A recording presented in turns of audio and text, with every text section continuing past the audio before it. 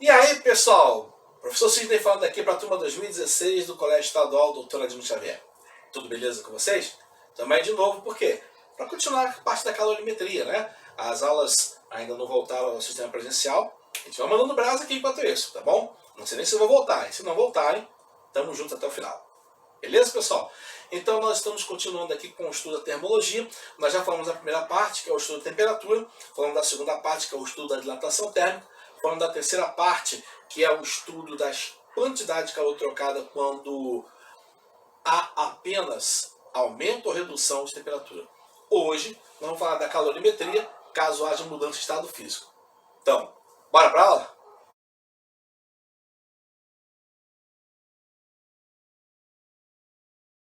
Vamos lá então, né? Estudo do capítulo 4, calorimetria com mudança de estado físico. Qual é a diferença entre isso e a matéria que foi passada anteriormente? É que a matéria que foi passada anteriormente nós tínhamos apenas o estudo do calor quando a temperatura variava.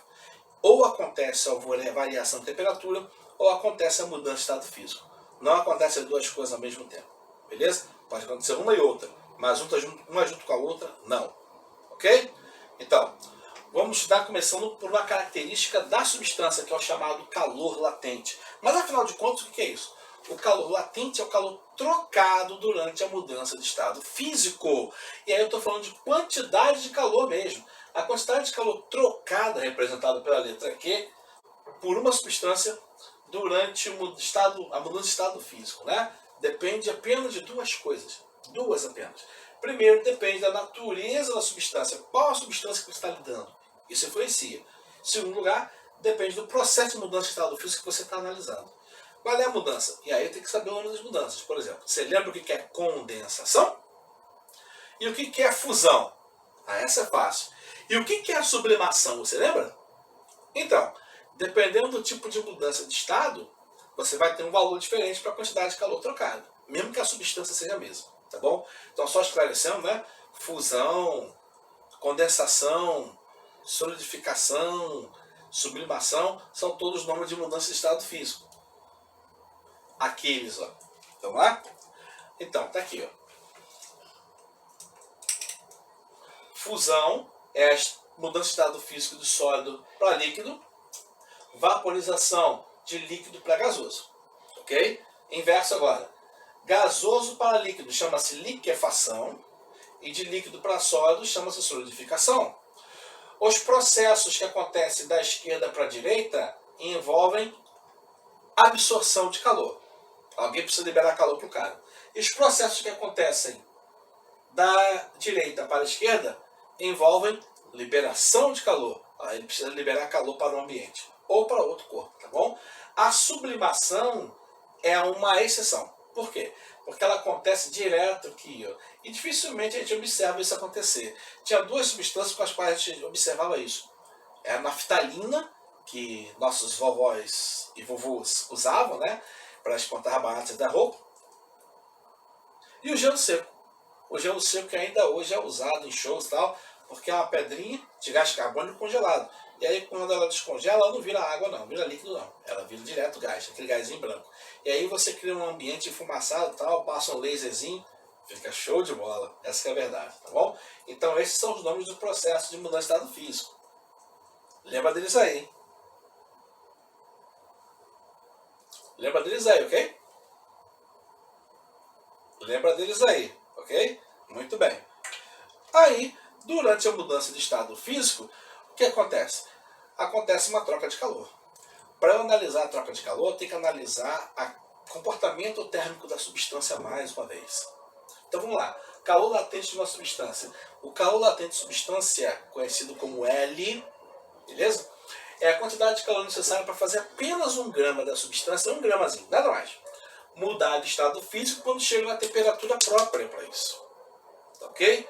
Então, como é que eu determino essa substância? Esse valor da substância? Na verdade é bem simples. Ver quanto calor a substância recebeu, lá, ver quanta massa da substância tinha ali para receber esse calor, isso, a massa ali, e aí você divide uma coisa pela outra. Então o calor latente, representado por L, é igual à quantidade de calor, representado por Q, dividido pela massa, representado por M. tá? Tem aqui um exemplozinho para a gente poder ilustrar. Para derreter 10 gramas de gelo, aqui ó, a sua temperatura de fusão, que é 0 grau, por isso que está 0 grau aqui, beleza? O gelo derrete a 0 grau quando recebe calor, ok? Então, é necessário uma quantidade de 1.250 calorias. E aí? O que isso significa? Significa, então, o calor latente desse gelo é de 1.250 dividido por 10. Isso vai dar quanto? 125 calorias por grama. Isso quer dizer que para derreter cada grama do gelo, eu preciso dar a ele 125 calorias. Isso é para essa substância. Outras substâncias têm outros valores. E mais, isso é para a fusão, o derretimento. Se eu pegar a mesma substância e analisar, por exemplo, a vaporização, o valor já vai ser outro. Porque o calor latente da substância depende dessas duas coisas. Da substância em si e do processo que nós estamos observando. Aqui tem uma tabelinha com vários valores, né, que você não precisa memorizar, porque você não está aqui para isso, tá bom? Mas vários valores de substâncias diversas dos seus calores latentes. Repara aqui, vamos pegar a água. Tá aqui a água. Olha, a água, tá aqui o ponto de fusão, 0 grau. Ela derrete, o gelo derrete 0 grau, ela congela 0 grau. Calor latente da água, 79,81, aproximadamente 80. A mesma água, tá? Cadê ela aqui? Aqui. A mesma água, ela tem um ponto de ebulição de 100 graus. E o calor latente de vaporização é diferente. Olha lá, 539,6, ou basicamente 540. Tá? Então, repara que a água, o calor latente de fusão e o calor latente de ebulição são bem diferentes. Agora, veja uma substância sólida, ferro, por exemplo. Né? Olha o ferro. O ponto de fusão do ferro, 1535 graus, é quente pra caraca. E quando chega naquela temperatura, ele recebe 64,4 calorias para apenas 1 grama de ferro derreter. Agora, aqui em 2800 graus, o que acontece com o ferro? Vira vapor. Ó, quente? Imagina, né? E aí, para virar vapor, o ferro no estado líquido precisa receber 1515 calorias nessa temperatura para mudar de estado físico de líquido para gasoso. Viu? É isso que significa. E aí, como cada substância tem o seu, você não precisa memorizar as substâncias. Deixa que o problema te informe a substância, ok? O valor da substância, no caso. E aí chegamos ao ponto principal, que é a equação para calcular a quantidade de calor trocada durante uma mudança de estado físico. Na verdade, a gente vai aproveitar aquela equaçãozinha que a gente descreveu ali ainda agora. Olha lá, L igual a Q sobre M. E aí, se você fizer uma pequena inversão, a quantidade de calor trocada durante a mudança de estado físico vai depender da massa da substância envolvida na questão e do calor latente da substância que está ali naquela parte da matéria que você está analisando. Tá bom? Só multiplicar uma coisa por outra. Então, M é a massa e L é o calor latente da mudança de estado físico. Quanto maior a massa da substância, mais calor é necessário para fazê-la mudar de estado físico. E L, né, quanto maior o calor latente, também maior quantidade de calor é necessário para fazer ele mudar de estado físico. E aí você vai ter um valor aqui, que é igual a M vezes L, vai ser medido em calorias normalmente, ou em joules, dependendo daquilo que o problema informe. Tá beleza? E aí você vai ter uma quantidade de calor que é trocada durante a mudança de estado físico. Basicamente isso. Não tem muito mais o que fazer ali. Ok? Aí nós podemos então analisar as trocas de calor através da representação gráfica do processo. E aí você gera curvas chamadas curvas de aquecimento para substâncias puras. Repare em substâncias puras, tá? Que é o que a gente vai usar. Beleza? Então, vamos lá.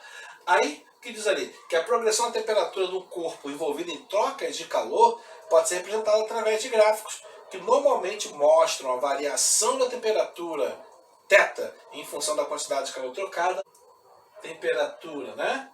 E calor trocado, ok? Beleza? Ou da temperatura com o tempo no qual a troca ocorre. Como esses dois aqui, ó. Olha o tempo aqui, olha o tempo aqui, tá vendo? Então, esse tipo de gráfico chama-se curva de aquecimento, pode ser curva de resfriamento também, tá? Mas não tem problema não. E o que tem esse tipo de curva? Esse tipo de curva indica onde há processos de mudança de estado físico e onde os processos não ocorrem.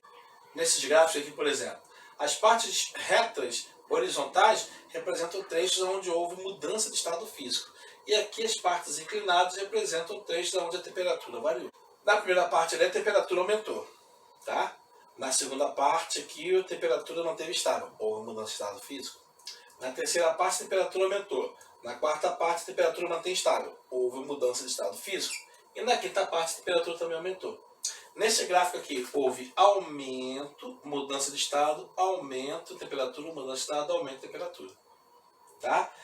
Ou seja, o ponto de fusão e o ponto de ebulição são bem indicados aqui através da parte do gráfico onde se mantém a reta horizontal, tanto naquele quanto nesse. Beleza? Então é possível identificar bem. Tá? Sabendo que isso acontece, é possível identificar o estado físico que a substância está em cada parte do gráfico. Então aqui, por exemplo, acontece duas mudanças de estado físico. Se acontecem duas mudanças de estado físico, uma só pode ser de sólido para líquido e a outra só pode ser de líquido para gasoso. Beleza? Ok.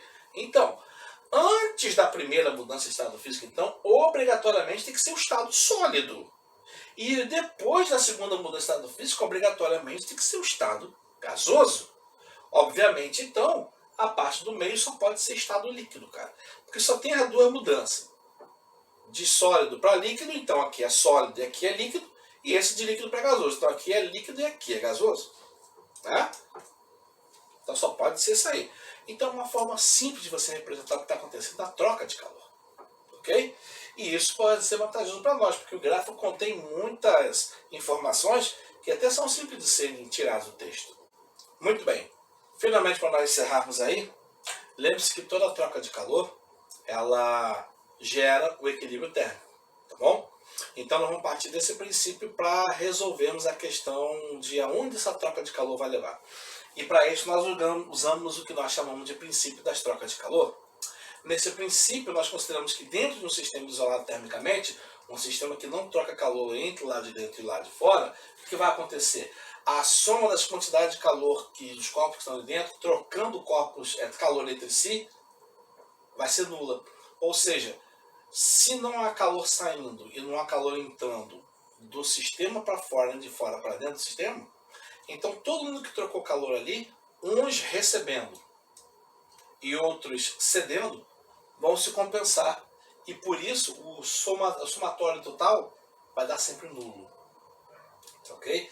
Isso quer dizer que para um sistema com uma quantidade de corpos N, um número de corpos N, você vai ter uma porrada de corpos sendo somados, mas o resultado sempre vai dar zero. Ok?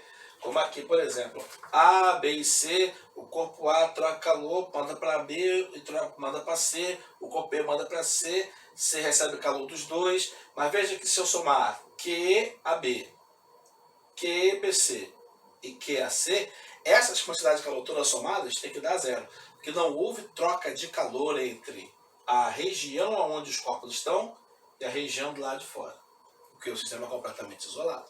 Então as trocas de calor se anulam. Isso parece um princípio simples, desconexo da matéria, mas na verdade é um princípio importantíssimo. Por quê?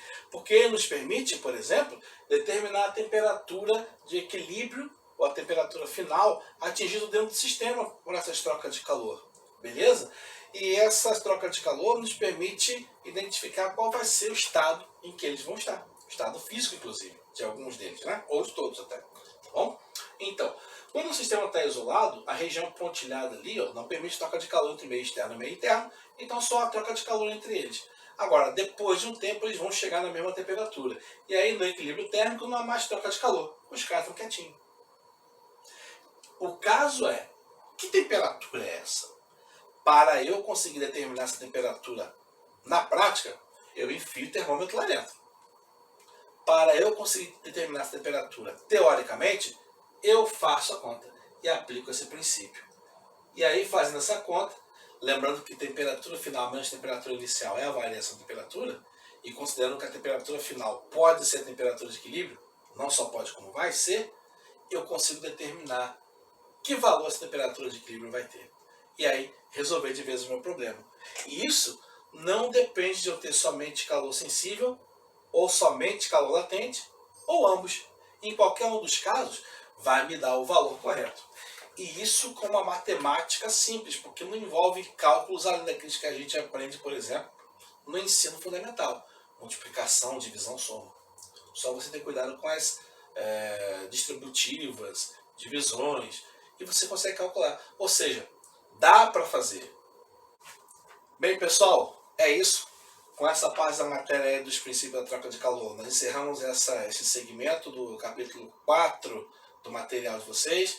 Tem apenas mais uma parte da matéria para falar, que é da questão envolvendo como os corpos trocam calor. Isso vai estar na próxima aula, então, tá bom? Eu desejo para vocês uma ótima semana para todos, tá?